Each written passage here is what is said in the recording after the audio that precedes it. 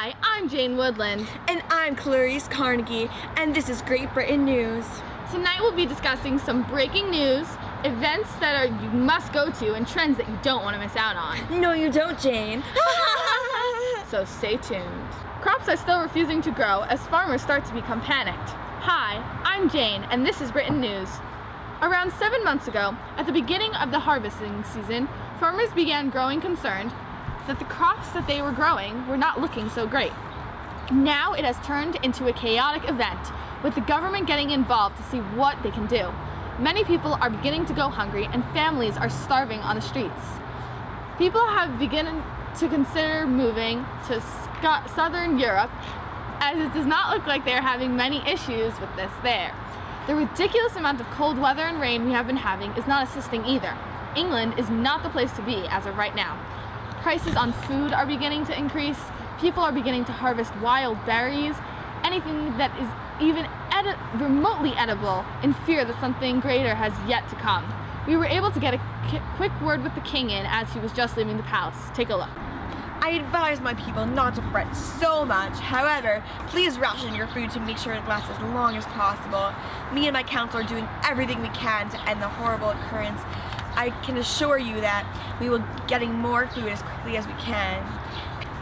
People have begun to have their excess food dried, jellified, which means cooked in gelatin or jelly, preserved to preserve meat or fish, pickled or salted for future purposes. Only time will tell what will come, but in the meantime, please be advised to keep track of your food and throw nothing out. I'm Jane for Britain News. Today marks the 76th year of war between England and France. To mark this event, we have created a timeline for your enjoyment. Take a look. Small disputes had been going on between France and England. However, when King Edward III declared himself the rightful King of France, that's when the real battle began. King Edward strongly believed he was the rightful heir, and when King Philip took Aquitaine from the English, King Edward decided to fight back and invaded France. However, instead of trying to conquer land in France, he sent in men by the name of chevauchés, men who would go through France burning crops, destroying cities, and wreaking havoc. A few kings later, after a brief interlude of peace, our beloved King Henry V invaded France and won the famous Battle of Agincourt.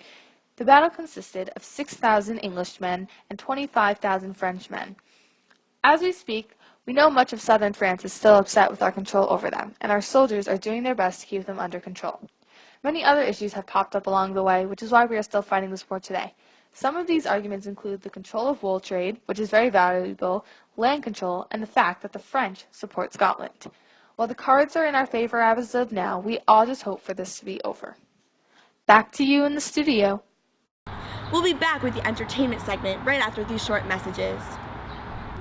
Come, see the famous troubadours. Watch them act, sing, and recite poems for all an incredibly low price.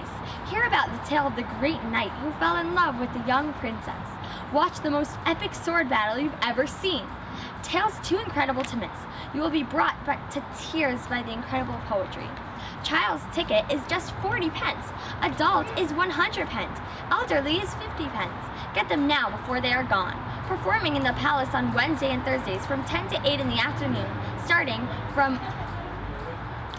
over every hour. Special package. See the plays of the beloved king and queen for just 12,000 pence. And now, we'll be going to Belangi, who is on site at a farm where people are not looking so great. Here we are at a very unfortunate farm. There is absolutely nothing growing here except for the dirt on the ground. I don't know how they'll live till the next year. There's literally no food. Here we have a very sad farmer girl.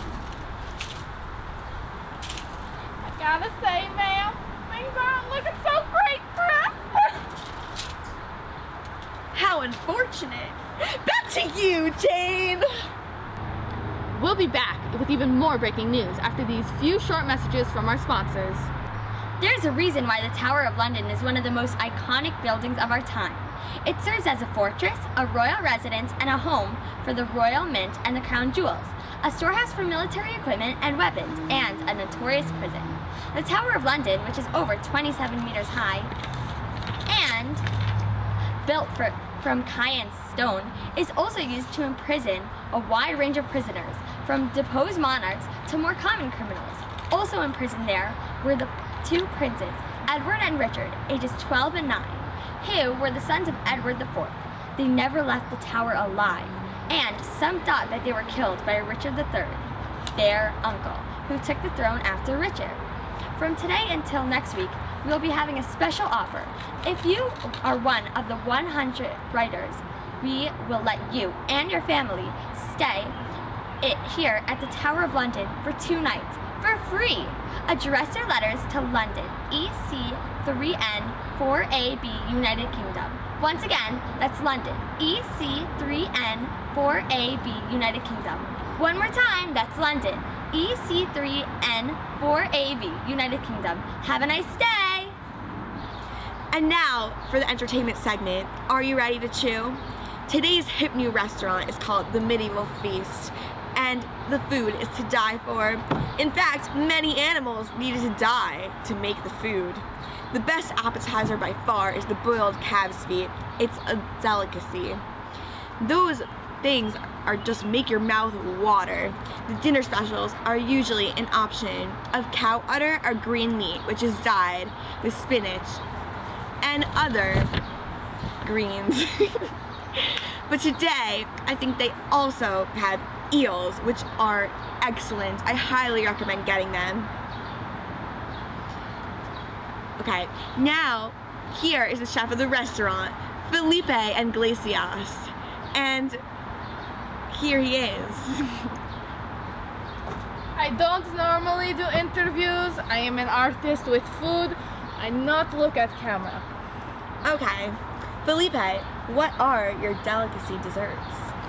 I would highly recommend the Raven's Pie, but I must warn you, often our dashers hide in the desserts and plop out to surprise you. Oh my! Well, that sounds very entertaining. Now back to you, Jane. Thank you for that very interesting segment, Blangie. I'll be sure to check out that restaurant. And that Felipe seems like such a handsome, talented, charismatic young man. I wonder what he's like in person. Now we're gonna throw it back to Blangie with the fashion segment. Now it's time to discuss fashion.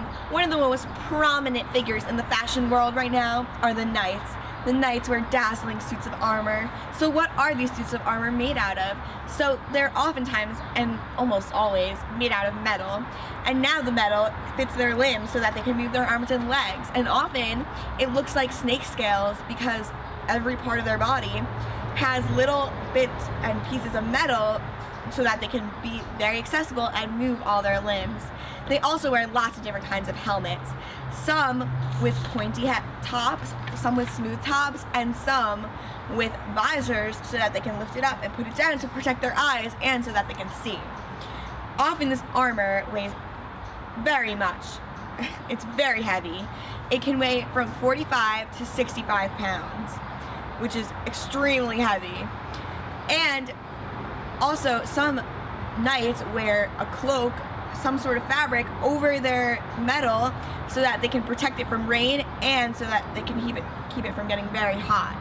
Women now are wearing the fabulous kirtle. Here's our model to show what the kirtle looks like.